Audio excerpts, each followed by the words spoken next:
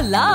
Your dream vacation to Dubai starts from rupees 29,999 only with GT Holidays, South India's #1 travel brand. Bharatiya Janata கட்சி தோத்து போனதுக்கு காரணம் முழுக்க திமுகவோட எதிர் வாக்குகள் செதறி போனது. யாருக்கு செதறி இருக்கு? அதிமுக செதறி இருக்கு, பாஜக செதறி இருக்கு. பாரதிய ஜனதா கட்சியில் நான் பார்த்த வரைக்கும் மோர் லீடர்ஸ் than workers. எல்லாருமே தலைவர்கள். வேலை செய்யறதுக்கு ஆளே பாஜக இல்ல, பூத் கமிட்டி போட ஆள் இல்ல, ஸ்லிப் கொடுக்க ஆள் இல்ல. இத்தனை வருஷமா கட்சி நடத்துறீங்களே, தொண்டர்களை உருவாக்குறீங்களா? மோடியை பயன்படுத்தி பணம் சம்பாதிக்கணும், ஆட்சிக்கு வரணும், பவர் வேணும், போஸ்ட் வேணும், சென்சார் போர்டு வேணும், போர்ட்ரஸ்ல வந்து போர்டு மெம்பர் ஆகணும், இந்த ஆசை இருக்கே தவிர கட்சியை வளர்க்கணுங்கிற ஆசை எந்த தலைவருக்கு இருக்காம தெரியல. எல்லாருமே வந்து அம்பவன் கை விட்டாங்க.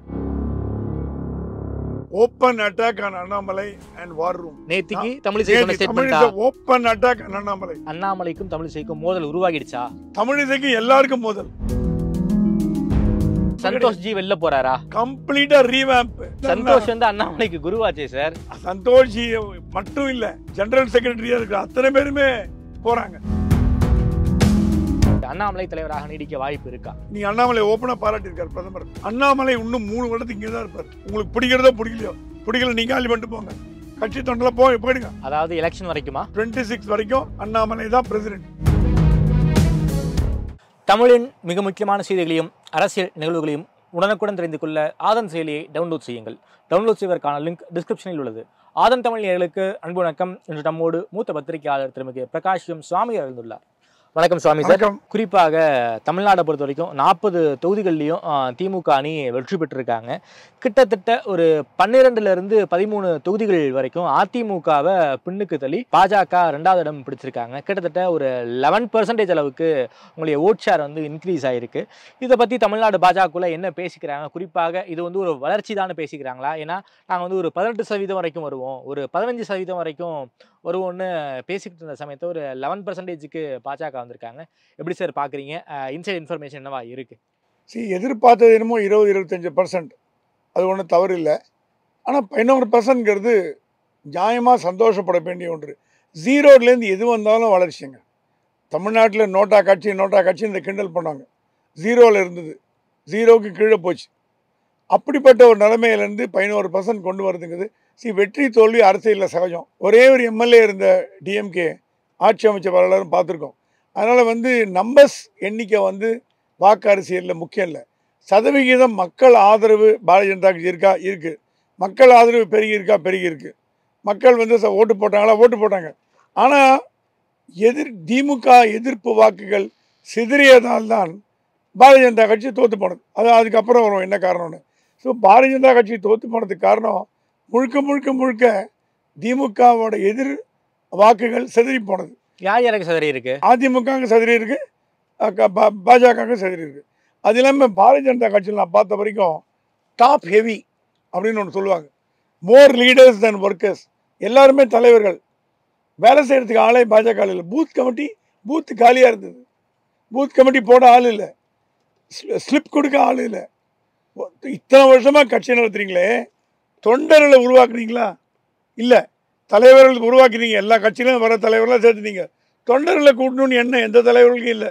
அமைப்பு சரியில்லை. பாரதிய ஜனதா கட்சி இந்த தேர்தல் தோற்று போனதுக்கு காரணம் மக்கள் ஆதரவு இருந்து கூட அதை திரட்டி சேர்த்து கொண்டு போய் உள்ள சேர்த்து வெற்றி பெற வைக்கிறதுக்கு கிரவுண்ட் லெவலில் ஆள் இல்லை, பூத் லெவலில் ஆள் இல்லை. அந்த ஸ்லிப்பு கொடுப்பாங்களே, அது ஆள் இல்லை. நான் ஓட்டு போகும்போது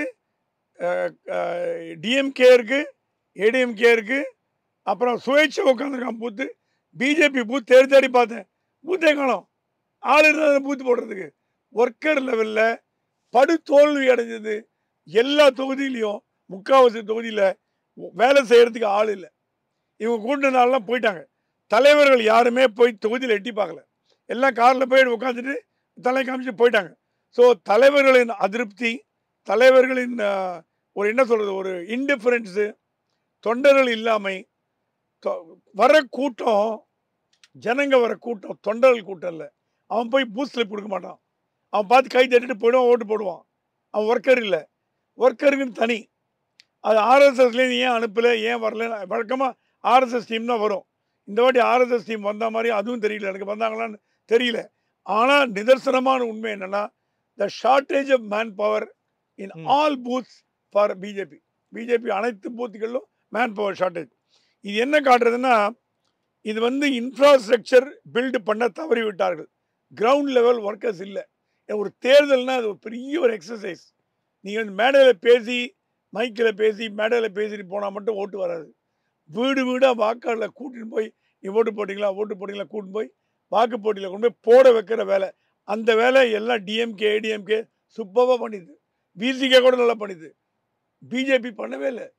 அவங்க நினச்சாங்க ஜனங்களே வந்து ஓட்டு போடுவாங்க, ஜனங்களே வந்து அதை பண்ணிப்பாங்க, ஜனங்களே இதை பண்ணிப்பாங்க அப்படின்னு கற்பனையில் வளர்ந்தாங்க. சரி, தலைவர்கள் ஏதாவது போய் தொண்டர்களை உற்சாகப்படுத்தி அவங்கள போய் பண்ண வச்சாங்களா? அதுவும் இல்லை. அவங்களுக்கெல்லாம் பதவி பணம் இதில் தான் இருந்தே தவிர தொண்டர்களை உற்சாகப்படுத்தி கொண்டு போய் வேலை செய்ய வைக்கணும். ஏங்க எலக்ட்ரல் ஓட்டர் லிஸ்ட்டு 4 மாதம் முன்னாடி அனௌன்ஸ் பண்ணியாச்சு. உங்கள் கையில் இந்த வீட்டில் யார் இருக்கா, இந்த வீட்டில் கிருஷ்ணசாமி, இந்த வீட்டில் முன்சாமி, இந்த வீட்டில் ராமசாமி இருக்கான்னு கையில் வந்துச்சு. அந்த லிஸ்ட்டை வச்சுட்டு அதில் மத்திய அரசாங்கத்தோட பயனாளிகள் யார் யார் அப்படின்னு ஒரு லிஸ்ட்டை தனியாக டெல்லி கொடுத்துச்சு. மத்திய அரசாங்க திட்டங்கள், வீடு திட்டங்கள், ஆயுஷ்மான் பாரத் திட்டம், கேஸ் திட்டம், பயனாளிகள் ஒவ்வொரு தொகுதியிலையும் எந்தெந்த பயனாளிகள், அரசு மத்திய அரசின் உதவிகளை பெற்ற பயனாளிகள் லிஸ்ட் அமைச்சிச்சு. அதை கொண்டு போய் வீடு வீடாக செக் பண்ணி பாரதிய ஜனதா ஓட்டு போடுங்கன்னு கேட்டிங்களா? கேட்கல. ஒரு 5% 10% போனால் அதிகம். பயனாளிகள் போல. சரி, பயனாளிகள் போல நீங்கள் வந்து சொன்னீங்க ஓட்டெல்லாம் மிஸ் ஆகி போச்சு, 50,000 ஓட்டு இல்லை, 20,000 ஓட்டு இல்லை, 30,000 ஓட்டு இல்லை.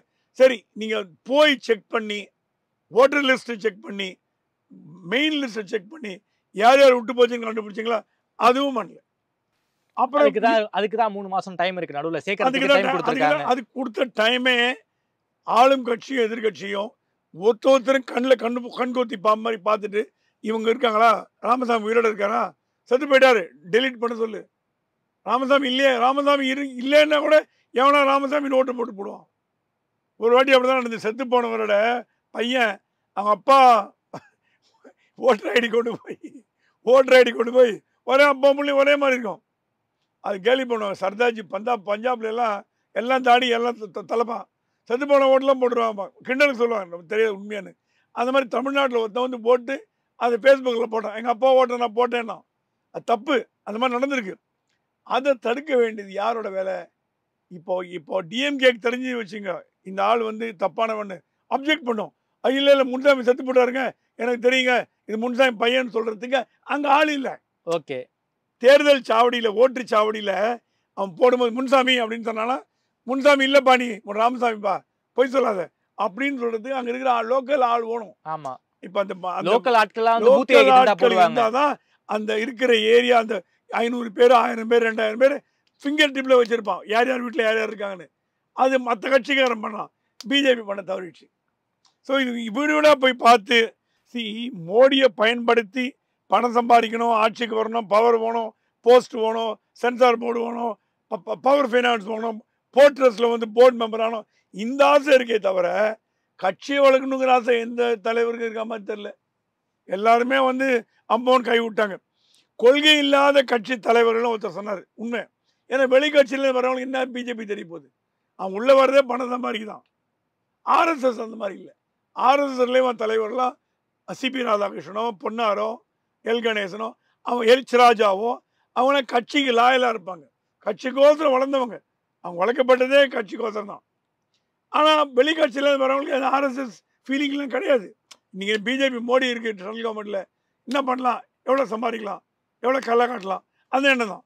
இது என்ன போச்சு, இதனால் வந்து பெரிய தோல்வியை பாஜக சந்தித்ததுக்கு காரணம் இந்த மாதிரி தொண்டர்கள் இல்லாமையும் தலைவர்களோட இன்டிஃபரன்ஸ் தான் மெயின் காரணம்.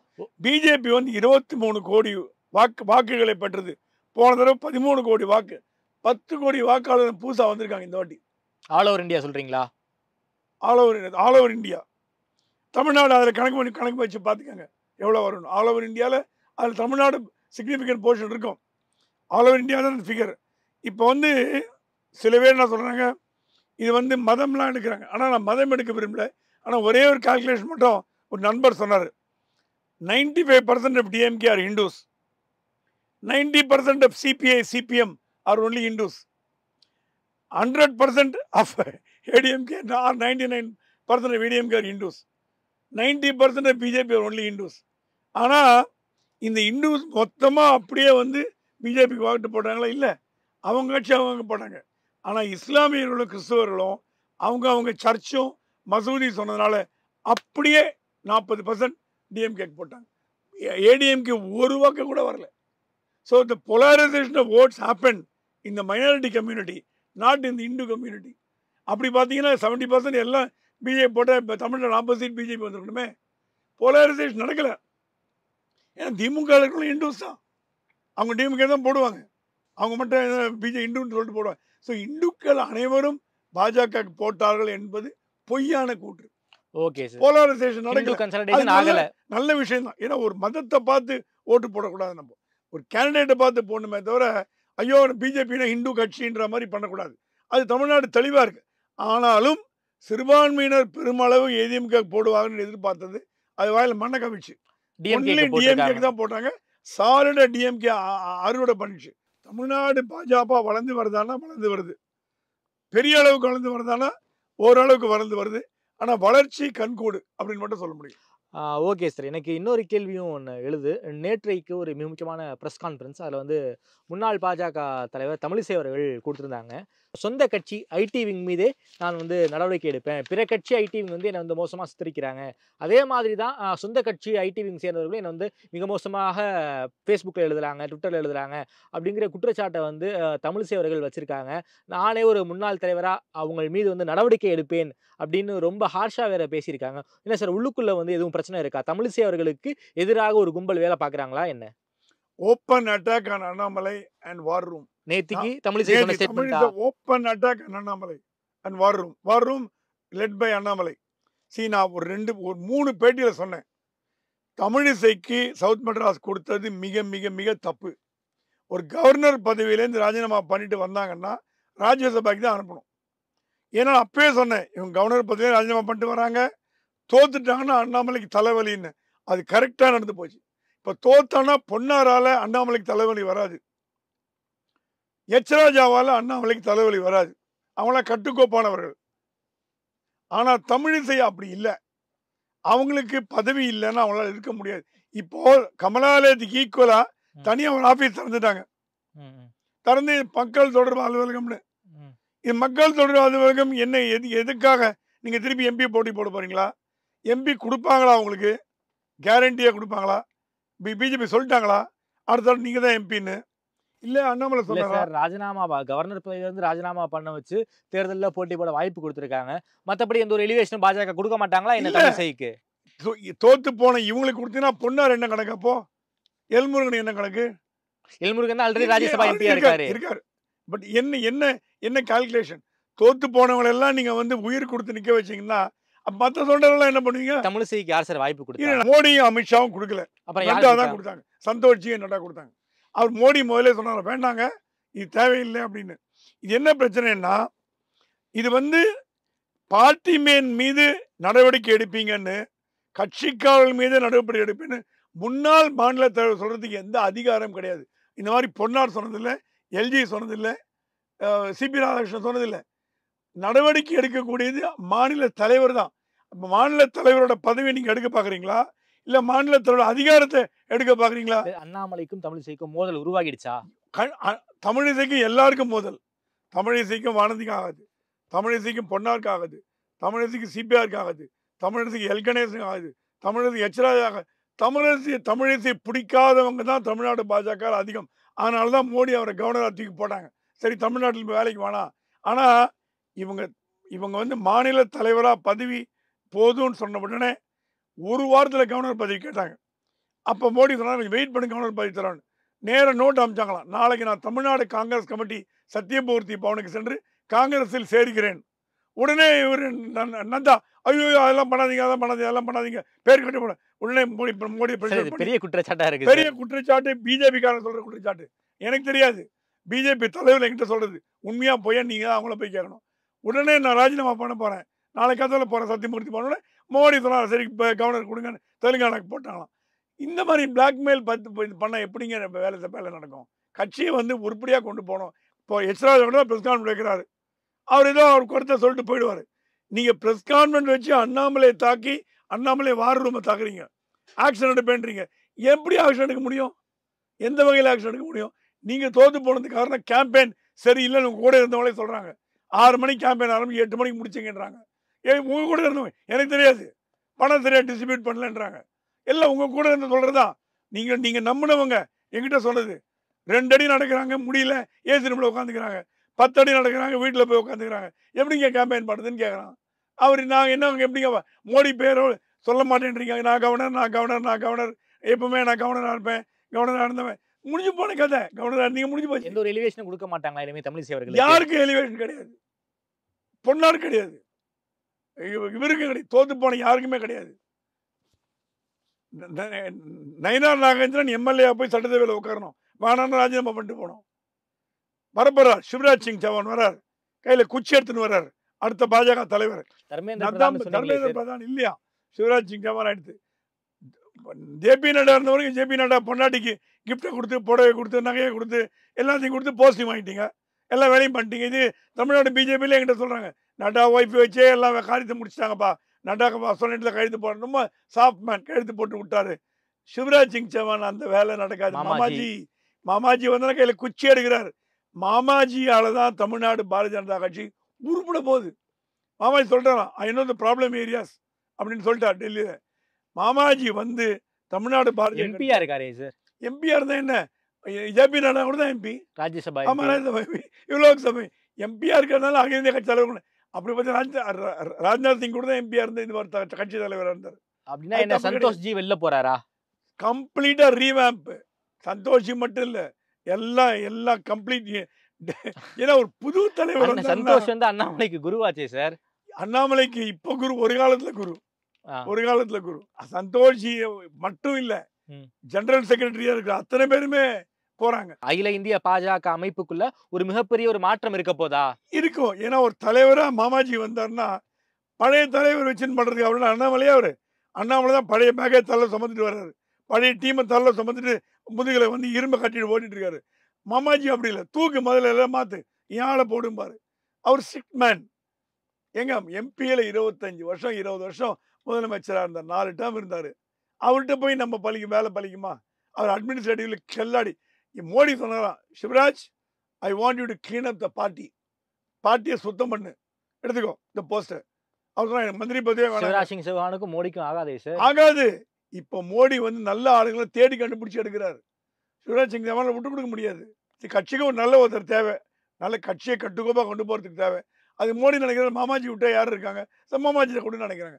ஆனால் மாமாஜி வர்றது முழுக்குமா தமிழ்நாட்டில் வந்து பாரதிய ஜனதா கட்சியை குச்சி வச்சு ஸ்கூல் வாத்தியார் மாதிரி டிசிப்ளின் கொண்டு. இப்போ தமிழ்நாடு பாரதிய கட்சியில் டிசிப்ளினே கிடையாது. ஆளாளுக்கு தடி எடுத்தவங்களாம் தண்டாளுக்காரன். ஆளாளுக்கு ஒரு பக்கம் கோயம்புத்தூரில் பாலிடிக்ஸ் பண்ணுறாங்க, ஒரு பக்கம் திருநெல்வேலியில் பாலிடிக்ஸ் பண்ணுறாங்க, ஒரு பக்கம் கன்னியாகுமரியில் பாலிடிக்ஸ் பண்ணுறாங்க, ஆளாளுக்கு இப்போ ஊட்டியில் பாலிடிக்ஸ் பண்ணுறாங்க. இந்த மாதிரி பாலிடிக்ஸ் பண்ண எப்படி என் கட்சி வளர்க்க முடியும்? அப்புறம் என்ன பண்ண வேண்டியது? இப்போ என்ன பண்ணுவாங்க, எல்லாம் சுற்றி முற்றி பார்ப்பாங்க. நான் அப்போவே சொன்னேன், அண்ணாமலையால் தான் சொல்லிட்டாங்க தமிழிசை, அண்ணாமலையால் தான் தமிழ்நாட்டில் பாஜக தோத்தது, அண்ணாமலையால் தான் கூட்டணி இல்லை. அதிமுகவோடு பாஜக கூட்டணி இல்லை என்று சொன்னது அண்ணாமலையின் சொந்த கருத்துன்னு தமிழிசை சொல்லியிருக்காங்களே. அது இன்டெரக்டா இன் பண்றாங்க. சொந்த கருத்துனா நீ தான் இன்ஃப்ளூயன்ஸ் பண்ண அப்படின்றதுதான் கூட்டணி. ஏங்க நான் வேலுமணியை ஆதரிக்கிறேன். ஒரு தமிழ்நாடு பாரதிய ஜனதா கட்சி தலைவர் சொல்லக்கூடிய வாக்கியமா எஸ்டிபிஐயோட போன அதிமுக தலைவரை ஆதரிக்கிறேன் நீங்க சொன்னீங்கன்னா மோடிக்கு என்ன மரியாதை கொடுக்குறீங்க தமிழ்நாட்டில்? மோடி உங்க தலைவர் இல்லையா? வேலுமணி தான் தலைவரா? வேலுமணி கருத்தை ஆதரிக்கிறீங்களா? வேலுமணி என்ன சொல்றாரு? கண்டபடி பிஜேபி திட்டுறாரு, அண்ணாமலை திட்டுறாரு. அப்போ உங்களுக்கு என்ன பண்றீங்க? கும்பல்ல கோவிந்தா பாட்டு குழி பறிக்க பாக்குறீங்க. இது வந்து அண்ணாமலை மேல டைரக்ட் அட்டாக். அது இப்படிலாம் சுத்தி வளைச்சு பண்ணாம ஓபனா தெரியும். சார் 2 பேருக்கும் ஒரு கோல்டு வார் போயிட்டு இருக்கா? அண்ணாமலை யார் மேலேயும் விரோதம் பாராட்டுறா எனக்கு தெரியல. எல்லாத்தையும் ஈக்குவலா வச்சிருக்காரு. கேசவனை மேலே விரோதம் பாராட்டல. பால் கணக்காக கூட சொன்னாராம், என்ன ஒன்றும் பண்ணி கொடுத்துருங்க, ஹெல்ப் பண்ணுங்கன்னு. அண்ணாமலை கொஞ்சம் எல்லாரும் ஒத்து போகணும்னு பார்க்குறாங்க. ஆனால் நீங்கள் அண்ணாமலை மேலே குற்றம் சொல்லி பாருங்க, வேலுமணியே சொல்லிட்டாரு கூட்டணி இல்லாமல் தான் நம்ம தோற்று போனோம். அப்போ நீங்கள் ஜாலரா அடிக்கிறீங்களா ஏடிஎம்கேக்கு? பாஜக தலைவர்கள் நீங்கள் உங்களை எம்பி ஆக்கி, உங்களை வந்து கவர்னர் ஆக்கி, மாநில தலைவராக்கி, எம்பி சீட்டை நிற்க வச்சு அழக பார்த்த கட்சிக்கு நீங்கள் காட்டுற விசுவாசம் இதுதானா? வேலுமணி ஆதரிக்கிறீங்க, இது யாரும் பிஜேபியில் வாயை திறக்க மாட்டாங்க. ஏன்னா கட்சி கட்டுப்பாடு. எனக்கு நான் கார்டு ஹோல்டர் இல்லை, நான் கட்சிக்காரன் கிடையாது, நான் ஒரு பொலிட்டிக்கல் அப்சர்வர். என்ன நடக்குதுன்னு பார்க்குறேன். அண்ணாமலை தப்புன்னா அண்ணாமலை தப்புன்னு சொல்லக்கூடிய தைரியம் எனக்கு உண்டு. ஏன்னா எவனை நம்பி நம்ம இல்லைங்க. ஆனால் இந்த மாதிரி போச்சுன்னா தமிழ்நாடு பாஜக அதெல்லாம் பாதாளத்துக்கு போயிடுங்கிறத மட்டும் மறந்துடாதீங்க. Okay sir. அதே போல் சமீபத்தில் இன்னொரு சர்ச்சை, அந்த திருநெல்வேலி 4 கோடி, அந்த 4 கோடி இஷ்யூவை பொறுத்த வரைக்கும் சம்மன்ஸ் எல்லாம் நாங்கள் ரிஜெக்ட் பண்ண மாட்டோம் அப்படின்னு சம்மன்ஸ் எல்லாம் நாங்கள் தள்ளுபடி பண்ண மாட்டோம் அப்படின்னு ஹைகோர்ட் சொல்லிட்டாங்க. குறிப்பாக சிபிசிஐடி போலீஸ் அமைப்பு செயலாளர் கேசவ நாயகம் அவர்கள்கிட்ட ஒரு 5 மணி நேரம் விசாரணை நடத்தியிருப்பதாக தகவல். என்ன சார் 5 மணி நேரம் விசாரணை, என்ன நடந்துச்சு, என்ன நடக்க வாய்ப்பு இருக்கு சார்? இவர் உள்ளே போன உடனே ஒரு கிளாஸ் ரூமில் உட்கார வச்சு, உட்காந்துங்க ஐயா டீ சாப்பிடுங்கன்னு சொல்லி உட்கார வச்சுட்டு வீடியோ கேமரா வழியாக மானிட்டர் பண்ணாங்களாம். அவர் என்ன பண்ணுறாரு, அவர் நடவடிக்கை எப்படி இருக்குது, பயப்படுறாரா, தடுமாற்றம் இருக்கா, தைரியமாக இருக்காரா, சைக்கலாஜிக்கல் வார்ஃபேர் பண்ணாங்க. தனியாக ஒரு ரூமில் உட்கார வச்சுட்டு ஃபோன்லாம் கொடுத்துட்டு யாருக்கு ஃபோன் பண்ணுறேன் என்னன்னு. அதுக்கப்புறம் அவரை மானிட்டர் பண்ணாங்க த்ரூ வீடியோ கேமரா ஒரு 1 ஹவர். அதுக்கு பிறகு 5 மணி நேரம் இன்டென்சிவ் இன்ட்ராகேஷன். உனக்கு எதுக்கு 4 ஃபோன், 4 ஃபோனையும் கொண்டா, கையில் 4 ஃபோன் இருக்கா. அதை விட அவரை டிமாரலைஸ் பண்ணுறதுக்கு ரொம்ப முயற்சி எடுத்திருக்கு சிபிசிஐடி. ஹூ ஆர் யூ, யார் உனக்கு போஸ்ட் கொடுத்தது, என்னவா இருக்கு நீ, என்ன வேலை உனக்கு, இப்படிதான் கேள்வி.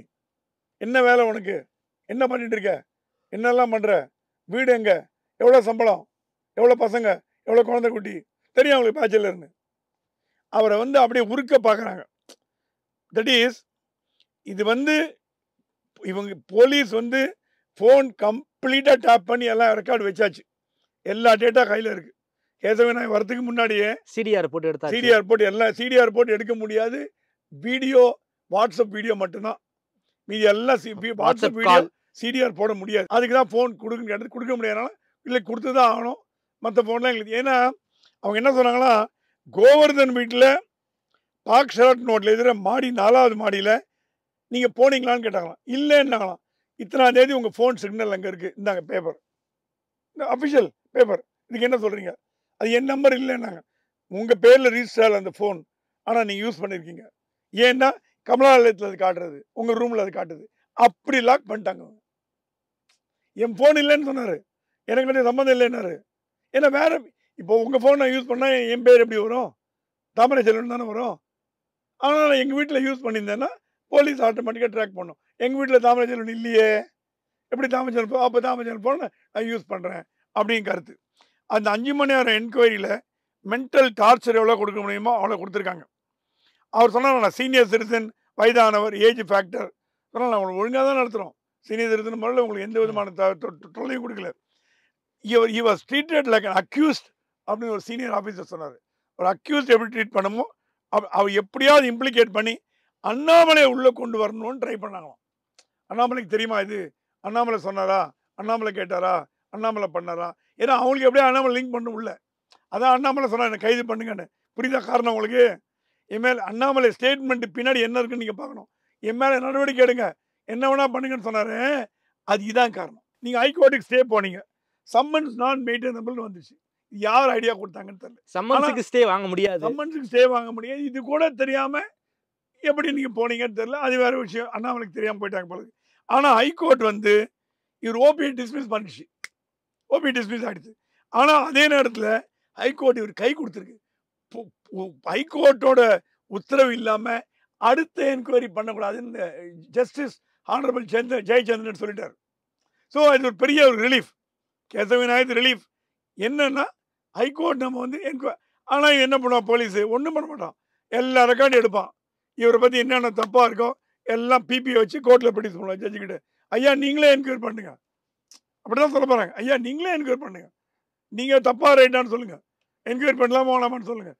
இதெல்லாம் பப்ளிக் டாக்குமெண்ட் ஆகிட போகுது. இப்போ ஓகே, எல்லாம் உள்ளேருந்து எல்லா பூச்சியும் வெளில வரும். அப்படின்னா இந்த கேஸை பொறுத்த வரைக்கும் அவங்க ஹைகோர்ட்டுக்கு போனது தப்புன்னு ஒரு ஸ்டாண்ட் வருதே சார்? கண்டிப்பாக தப்பு. நீங்கள் பேசி முடிச்சு, இப்போ எஸ்ஆர் சேகர் இருக்காருங்க, அவர் கூட தான் இதில் அவர் மேலே குற்றச்சாட்டினாங்க. அவர் ஏதாவது ப்ராப்ளம் பண்ணாரா, ஹைகோர்ட்டுக்கு போனாரா, ஸ்டே வாங்கினாரா, நேராக அதுவும் அவர் வீட்டுக்கே போயிட்டாங்க. அவர் டைம் கேட்டு கூட பேர அதிரடியாக வீட்டுக்கு போயிட்டாங்க. ரொம்ப தப்பு. இருந்தாலும் சேகர் ஜென்டில்மேன், கிளீனாக ஹேண்டில் பண்ணாரு. இதாங்க விஷயம், இதான் விஷயம். என்ன வேணுமா, நான் எப்போ நான் வரேன். ஸோ அவரை விட்டாங்க. இப்போ இவரை பிடிச்சிக்கினாங்க. இவர் ஹைகோர்ட்டுக்கு போனது. ஓகே. இப்போ அவர் வந்து எஸ்ஆர் சேகர் வந்து பெருசா இன்வெஸ்டிகேஷன் எஸ்ஆர் லைனுக்குள்ள வரலையா? சேகர்கிட்ட எல்லா விதமான டீட்டெயில்ஸும் வாங்கி அவர் விட்டுட்டாங்க. அப்புறம் எப்போ வேணா தேவைப்படும்னு சொன்னாங்களாம். தேவைப்பட்டா வரேன்னாலும் அவர் பிக்சர்லேயே இல்லை. இப்போ நான் என்ன சொல்றேன், எஸ்ஆர் சேகர் மாதிரி சிம்பிளா போயிருக்க வேண்டிய விஷயத்தை ஊதி ஏன் பெருசு காம்ப்ளிகேட் பண்ணிக்கிட்டாரா? காம்ப்ளிகேட் பண்ணிட்டாரு. Police cannot. அது வந்து போலீஸ் வந்து ஒரே ஒரு கேள்வி இது கேட்டாங்களாம், இடி உள்ள வந்தா என்ன பண்ண போறீங்கன்னு. ஏன்னா 4 கோடி ஆமா அன்அக்கவுண்டட் மணி. இடி உள்ள வரதுக்கு வாய்ப்பு உண்டு. சிபிஎஸ்இடி இடியை உள்ள கொண்டு வரதுக்கு ட்ரை பண்ணுவாங்க அவங்க. இடி என்ன சென்ட்ரல் கவர்மெண்டா இருந்தா கூட இந்த ரெக்கார்ட்ஸ் எல்லாம் இடிக்கு அமிச்சிட்டாங்க. ஆல்ரெடி அமிச்சு சிபிஎஸ்இடி சொல்லிச்சான், எங்களுக்கு டவுட்டா இருக்குங்க, என்போர்ஸ்மெண்ட் வந்து செக் பண்ணுங்க. ஒரு போலீஸ் துறை சொன்னா இன்னொரு போலீஸ் துறை கேட்கும். Enforcement is also enforcement agency. Tamil Nadu police is enforcement agency. ரெண்டுமே வந்து லா என்போர்ஸ்மெண்ட். ஸோ தமிழ்நாடு போலீஸ்லேருந்து ஆல்ரெடி ஃபைல் போயிடுச்சு என்போர்ஸ்மெண்ட்டுக்கு. என்போர்ஸ்மெண்ட் என்ன பண்ணும், ஆக்ஷன் எடுக்குமா எடுக்காதா, மத்திய அரசாங்கத்துக்கு கேட்குமா கேட்காதா அப்படின்னு நிலைமை. ஆனால் நாளைக்கு என்ன பண்ணுவாங்க, கோர்ட் வழியா, நல்லா ஞாபகம் வச்சுங்க, மெட்ராஸ் ஹைகோர்ட்ல ஐயா நாங்கள் என்போர்ஸ்மெண்ட்டில் கொடுத்துட்டோம், என்போர்ஸ்மெண்ட் நடவடிக்கை எடுக்க மாட்டேங்க. உன்னை நீதிபதி சொல்றார் என்போர்ஸ்மெண்ட் எடுங்க, ஆர்டர் போட்டுருவாங்க. வேற வழி இல்லை. இப்ப நீங்க சிக்கலாகிட்டே போறீங்க. இந்த 4 கோடி இஷ்யூ முடியுமா முடியாதா? செந்தில் பாலாஜி பெயில விட்டாதான் தீர்க்கும். ஒரே இப்ப சொல்றேன், செந்தில் பாலாஜி பெயில விட்டீங்கன்னா கேசவ விநாயகத்துக்கு தலைவலி கம்மியாகும். செந்தில் பாலாஜி உள்ள வச்சிருக்க வரைக்கும் கேசவ விநாயகி எப்படி உள்ள தள்ளணும், டிஎம்கே இது கேம்ங்க. நீங்க டிஎம்கே குறையே சொல்ல முடியாது. ஏடிஎம்கே இந்த இடத்துல இருந்தாலும் இதான் பண்ணும். நீங்க போய் லவகமா மாட்டிக்கினீங்க, அவங்க விரிச்ச வலையில மாட்டிக்கினீங்க. மாட்டினதுக்கு அப்புறம் குய்யா முயற்சி கத்த என்ன பிரயோஜனம், அதுக்கு ஃபேஸ் பண்ணி தான் ஆகணும். ஓகே சார், எனக்கு கடைசி கேள்வி. தமிழ்நாட்டை பொறுத்தவரைக்கும் சில பொலிட்டிக்கல் அப்சர்வர்ஸ் தமிழ்நாட்டில் ஒரு மிகப்பெரிய ஒரு தோல்வி, ஒரு 15% வரைக்கும் வந்து தமிழ்நாட்டு பாஜக வந்து வளர்த்துருவோம் அப்படின்னு வந்து அண்ணாமலை அவர்கள் பேசிக்கிட்டு இருக்காரு. அதில் ஒரு மிகப்பெரிய அழிவு விழுந்திருக்கு. 11% தான் எடுத்திருக்காங்க. ஒருவேளை அண்ணாமலை நீடிப்பாரா அப்படிங்கிற கேள்வி வந்து ஒரு பெரிய இஷ்யூவா அரசியல் வட்டாரங்களில் பேசிக்கிட்டு இருக்கு. அண்ணாமலை தலைவராக நீடிக்க வாய்ப்பு இருக்கா? இன்னைக்கு பிரதமர் பாராட்டியிருக்கார் அண்ணாமலையை. மத்தியானம் பாராட்டியிருக்காரு. வெளியில போறவங்களை யாரும் பாராட்ட மாட்டாங்க. அது ஒன்று ஞாபகம் வச்சுங்க. அண்ணாமலை தூங்கணும்னு முடிவு பண்ணாங்கன்னா பிரதமரும் அமித்ஷாவோ பாராட்டியிருக்க மாட்டாங்க. இன்னைக்கு அண்ணாமலை ஓப்பனாக பாராட்டியிருக்காரு பிரதமர். அண்ணாமலை இன்னும் 3 வருடத்துக்கு இங்கே தான் இருப்பார். உங்களுக்கு பிடிக்கிறதோ பிடிக்கலையோ, பிடிக்கல நீங்க காலி பண்ணிட்டு போங்க, கட்சி தொண்டெல்லாம் போயிடுங்க. அதாவது எலெக்ஷன் வரைக்குமா? 2026 வரைக்கும் அண்ணாமலை தான் பிரசிடென்ட். அதற்கு பிறகு அவர் முதலமைச்சராரா, துணை முதலமைச்சராரா, மத்திய அரசாங்கத்துக்கு போறாரா, ராஜ்யசபாக்கு போறாரா நமக்கு தெரியாது. கூட்டணி ஆட்சி அமையுங்கிறாரு 2026. அண்ணாமலை பேசுறது எல்லாமே நீங்க மத்திய பாஜகவோட அனுமதி இல்லாம பேசுறா நீங்க நினைக்கிறீங்களா? நான் நினைக்கல. ஒரு வார்த்தையும் அவர் சொல்றது மத்திய அரசாங்கத்தோட நிழலா இருந்தா சொல்றாரு. இவர் இந்த தாண்டோந்தனமா பேச முடியாது. தமிழ்நாடு பாஜக கட்சி தலைவர், அது எந்த தலைவராக இருந்தாலும் சரி, சுயமா முடிவு எடுக்கிறதுக்கு பவர் கிடையாது. திமுக அதிமுக தலைமைக்கு தான் அந்த முடிவு எடுக்க முடியும். அண்ணாமலையால கூட்டணி போச்சுன்னு சொல்ற மாபெரும் தவறு. கூட்டணி போகாதுக்கான மத்திய பாஜக. அப்படி இருந்தா கூட அவங்க தானே கடைசி வரைக்கும் வந்து கதவுகளை ஓபன் பண்ணி வச்சிருக்காங்க. அப்ப ஏன் உள்ள போய் கூறல? நான் என்ன கேட்கிறேன், வேலுமணிட்ட கேட்கிறேன். எங்களை அண்ணாமலை வர உள்ளன்றீங்களே, பாஜக கதவை திறந்து வச்சிருந்தாரு, டபால் உள்ள போய் பூத வேண்டியதானே. மாநில நிர்வாகிகள் கூட்டத்தில் அண்ணாமலை என்ன சொன்னாரு உங்களுக்கே தெரியும். அதிமுகவோட கூட்டணி என்றால் தலைவர் பதவியை ராஜினாமா பண்ணுவேன்னு அண்ணாமலை சொன்னார்ல சார். அதுக்கு ஜெயலலிதா அவர்களை வந்து ரொம்ப கடுமையான விமர்சனம் வச்சு பேசியிருக்காரு. அப்படி இருக்கும்போது எப்படி சார் சென்ட்ரலுக்கு ஒரு மைண்ட் செட்ல இருக்கு, ஸ்டேட்ல இருக்கிற அண்ணாமலை வந்து அதிமுக வந்து ரொம்ப மோசமா பேசுறாரு, அவருடைய தலைவர்களை ரொம்ப மோசமா பேசியிருக்காரு, அண்ணாவை பேசியிருக்காரு. அந்த கோபம் அதிமுகவுக்கு இருக்காதா என்ன? கேள்வி சரி. இது எப்ப பேசினாங்கன்னு சொல்லுங்க. பாரதிய ஜனதா கட்சி தான் நாங்கள் தோத்தோம், பாஜகவினால் நாங்கள் தோத்தோம், பாஜகவினால் மைனாரிட்டி ஓட்டு வரல, பாஜகவினால் மைனாரிட்டி ஓட்டுலாம் எங்களை வந்து ரிஜெக்ட் பண்ணிட்டாங்க, பாஜக மோடியோட ஆட்சி தப்பு அப்படின்னு பேசுனதுக்கு அப்புறம் எந்த மாநிலத்தில் சும்மா இருக்க முடியும்னு கேட்குறேன். இந்த மாதிரி அதிமுக தலைவர்களே ஓப்பனா மோடியும் எங்களுக்கு ஓட்டு வரல, மைனாரிட்டி ஓட்டு போச்சுன்னு சொன்னதுக்கு அப்புறம் தலைவர் பதில் கொடுக்காம இருக்க முடியாதா? பதில் கொடுத்தாலும் ஆகணும். அந்த பதில் தான் நீங்க கேட்குற பதில். ஸோ இது எதிர்வினை ஆட்டினரை தவிர டைரக்டா இவர் பேசல. டைரக்டா பேசக்கூடிய எதிர்வினை ஆட்டணும்னு டெல்லி கேட்டிருப்பாரு. இந்த மாதிரி சொல்றாங்க அதிமுக என்ன பண்ணலாம்? ரிப்ளை எல்லாமே Annamalai his masters choice, his masters voice, his master choice, his masters voice. Delhi என்ன சொல்றதோ அதை ரிப்பீட் பண்றதா இவருக்கு வேலை. தனியாக எதுவும் பண்ண முடியாது, பண்ணுறக்கூடிய தகுதியும் கிடையாது. ஓகே சார், ரொம்ப நன்றி சார். குறிப்பாக தமிழ்நாடு பாஜகக்குள்ள நடந்துகிட்டு இருக்கிற பல்வேறு விஷயங்கள் ஓப்பனாக பேசியிருக்கீங்க. உள்ளுக்குள்ள நடக்கக்கூடிய இன்சைட் இன்ஃபர்மேஷன்ஸை ரொம்ப வெளிப்படையாக பேசியிருக்கீங்க. நேரம் கொடுத்து பேசியமைக்கு நன்றி. நன்றி, தேங்க்யூ.